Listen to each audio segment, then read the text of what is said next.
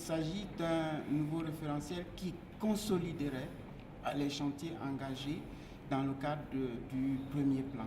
Deuxièmement, il s'agit d'un référentiel qui réconcilie davantage la pratique de la politique publique, donc la politique publique avec le contexte tel que nous le vivons actuellement, qui est marqué donc par c'est vrai, la crise sécuritaire, mais aussi récemment par la crise sanitaire.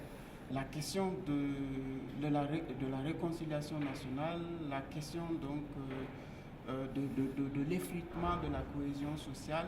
Depuis le lancement en mars, beaucoup de travail a été accompli. Donc d'abord les consultations de l'ensemble des institutions de la République, de l'ensemble des acteurs.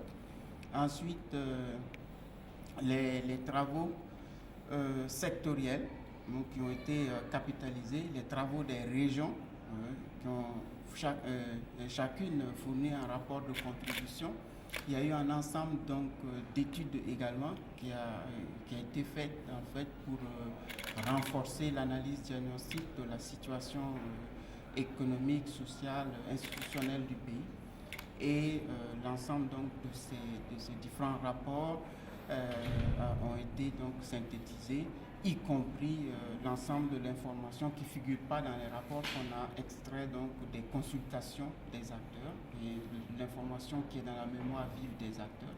Donc on arrive aujourd'hui avec un document, un avant-projet de document que les membres du comité technique vont examiner. Et après cette étape, bien sûr, il y a un travail de prise en compte des amendements, des orientations que les membres du comité auront données. Et puis, donc, après cette étape, ce document va être soumis au comité d'orientation et de supervision, qui est une instance où siègent, donc, on va dire comme ça, les ministres et les ambassadeurs et les présidents des institutions qui représentent le secteur privé et les organisations de la société civile.